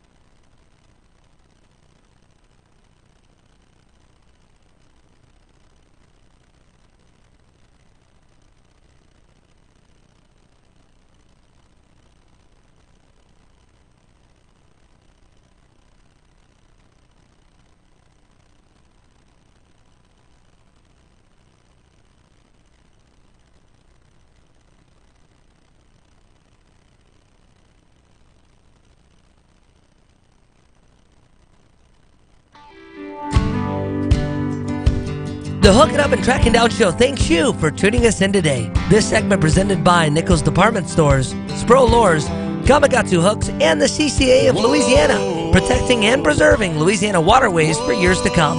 One more time, here's Gary McCoy, Mike Eccles, and Steve Graff. With the temperatures getting in the hundreds now. Yeah, 104. Yeah, if Friday. you're going to go fishing or you're going to go do something outdoor pertaining to wildlife, you may want to spend a limited time out there. Amen. So send your wife to Candyman. That's right. Here's your Daiwa braid best times to fish. This weekend is rated as not so good on Friday or Saturday and fair on Sunday. The moon will be increasing from 50 to 75% by Sunday night. Sunscreen will be a necessity this weekend as it will be extremely hot with daytime highs reaching 100 degrees and nighttime lows dropping in the mid-70s. There's only a 10% chance of rain this weekend. Use extreme caution if you're working outdoors and drink plenty of water. Best times, early morning and late evening. Friday, 6:16 to 9:16 a.m. Sunrise will be at 6:21, sunset at 8:20. Saturday, be on the water, 7:02 to 10:02 a.m. Sunrise will be 6:22, sunset 8:20. Sunday, 7:49 to 10:49 a.m. Sunrise 6:22, sunset 8:19. This has been your Daiwa Samurai Braid best times to fish. Jeff Pate just texted me back. He said, boy, if I ever got Darla in that kennel, you would not want to be the one to open that door. You know, Wayne Neeson, or put the collar on him. Wayne Neeson said most time that that dogs bite it's out of fear. Yeah. Women will bite just because they're mean. All I want to say to Jeff is, Jeff, welcome to the couch. What was that? Somebody said, why did God make snakes before woman? Because he needed to practice. I'm just telling you. Real quick, Gary and I had the privilege of having Randy Ferry in here a couple of weeks ago, and Mike, you were out that week, but we just want to remind all of our listeners and viewers that the Formosa termite outbreak is for real. And to make sure you contact J&J and schedule an appointment, get those guys, Randy, Jeremy, and that whole gang over there. They'll come out, check your place out. Well, it's a hunting camp, your house, a shed, whatever. And he says they're slowly moving north. Yeah, they're coming this way. They're migrating north, and it's a bad outbreak this year. You know, bad thing about it, I mean, I'm not trying to be ugly or anything, but really, termites are kind of like cancer. By the time you find them, maybe too late. Yeah. I mean, you've got some major devastation you at that point. You need to do maintenance. Yeah. And that's one of the things that Randy, was really, really, really pushing was, to be proactive about that. Stay in front of them. Don't let them ever get started. Well, one of the things that I brought up during the conversation, Mike, I don't know if you knew this or not, but when you pile wood up next to your house, that's one of the worst things you can do. Yeah. And a lot of camps do that. Termites, and if you're in an area where, to me, I just think see a rattlesnake as I would a damn stinging scorpion. You had it right. Yeah. That's one of the nastiest looking things in the world. That little sucker. Where we used to live, 2 times I was be sitting in the living room and he'd go across that carpet with that tail sticking up, was sort of like somebody putting that middle finger up at you. Have you ever seen one? Yeah, dude, we got them all over Blanchard. People don't realize that that you can live in Blanchard and have them there. And when I was growing up, my mother said that she was carrying me as a baby and stepped on one in the middle of the night in the dining room floor. Yeah. And she said that little bitty booger, she said it wasn't 3/4 of an inch long. She said it popped the tar out of her. They say it's very painful. My aunt got stung at Daingersville State Park. She passed out, and they ended up having to take her to the hospital. But I've never come across one necessarily. Well, Randy can handle those too. Oh, yeah, you darn right. He can handle Ain't it. nothing they can't handle. Okay, Lake Bissano, they did not start draining it yet. They were supposed to have started draining it 2 days ago, but they will start draining it next Monday. Next Monday. Is it right now they will, or is it that they might change their mind again? Why did they change it from the 16th? The only thing that I could hope for was that after maybe we get somebody on the phone next week, they listen to us and they change their mind. Well, it'll be too late. They'll be done started. Well, we can talk them into shutdown. Really what a lot of people don't realize is you just don't go out there, and I don't understand this either, and flip a switch. DOTD has to come from Baton Rouge to open the gates. Because apparently we don't know how to do it. Yeah, our guys don't know how to turn the crank. I don't understand that. Now, they can monitor it remotely. They can monitor the lake level remotely. They've got a little satellite dish up there on the discharge gate and the whole 9 yards, but we don't know how to open that gate. That sounds like a control thing is all that is. Oh, dude, what are you talking about? What the heck? That's what it is. But anyway, totally. they can take it down a total of 7 feet. Yeah, 7 feet, and it'll go down on the average 3 to 4 inches a day. A week. Or a day. A day. Yeah. Now, one of the things that did kind of strike you as something that you did not know was that they probably have achieved that 1,500 acre level of Salvinia coverage. Every time I get talking, somebody corrects me. I just get started with a story. No. Talking to people that have been on the lake in the last few days, just the amount of hot weather we've had has really caused it to boom. So I will retract my statement that we may have the 1,500 affected acres that they need to meet the protocol to draw it down. So Clark's Bayou's bad? Yes, from the Hay Meadow north. Yes, okay. It's starting to get bad. Yeah. Now, what do they think, as they draw it down, do they think that they will maintain the spraying efforts while it's down? Or?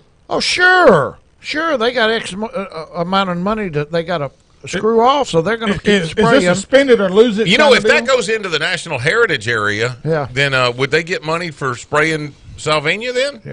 Yeah, but they'll go out there and spray the trees and people's yards and the dead flower beds. That has really been a problem, hasn't it? What? I mean, that you felt like that I don't You're feel seeing like that it. was I know wasted. it for a fact. Yeah. I know it for a fact. We have watched them take and literally spray for hours where there was no salvia. Wow. So it's just like everything in the world. It's not the act; it's the abuse. Oh yeah. Yeah. That's it. That pertains to probably 90% of our Right. stuff. It's not, it's not fishing. It's the abuse of fishing. It's not food stamps. It's the abuse of it. That's right. I think that everybody is not entitled to, but should get a helping hand when they're down. Yeah. You know, and I understand that, that there are complications in life. You lose a job or somebody passes, something along those lines. But it's not to be abused. And Right. that's been the biggest issue. And I think that's one of the biggest fears with the National Heritage Area is that it would be abused. Yeah, possibly. Yeah, you're right. And you can understand that. Sure, You can understand. because the over the past, people have not. We still, and between the three of us, outside of this, I can't think of a single time where the federal government got involved and we went, "Oh, good." Oh, that's a At great least they deal. saved that. Exactly. And you just don't have that reference point. No. All right, Gary, you got a deer lease. Yeah. What are you guys doing right now in the month of July, late July, heading into August? Anything y'all plan? Anything special? Actually, we're about to have a camp cleanup weekend where we're Right. going to go and mow around the trailers and all that kind of stuff. But one of the things that we found this year, Spray the salvia. yeah, we got to take care of that. But one of the things that we found out was the biggest problem was a lot of erosion this year, especially on pipelines and stuff like that. So if you've had areas that possibly could have washed away in the past floods and stuff like that, might want to check those. We had to lay a lot of pipeline, or not pipeline, but sewer pipe this year, or drainage pipe. To be able to get across places that we were always able to cross before, roads and stuff like Put that. in culverts. Put in culverts and things like that. So you probably want to check your drainage and those areas like that. Just the welfare of the roads. Right. Well, here's something else you've had that a lot of people have had was we had so much rain this spring in flooded areas that the hogs were pushed up on the high areas, roads and levees and stuff, and did a lot of hog wallering. So you got a lot of pits caused by hogs. Amen. Take us home, Brother Steve. All right, well, it's hard to even think about hunting season. With temperatures busting 100 degrees, now is the time to start preparation for the upcoming season. There are a lot of things you can do and need to do now, but one thing that we tend to forget is servicing our ATVs. Most dealers right now are looking for ways to keep their mechanics busy, and now is the time to take your ATV in for service and minor repairs. So many hunters wait till October, even November, and expect the dealers to have their ATV ready to go in just a few days. Not gonna happen. Do it now so you can get your ATV back in a timely manner. For Mike Eccles, Gary McCoy, Jay Whiteley, yours truly, Steve Graff.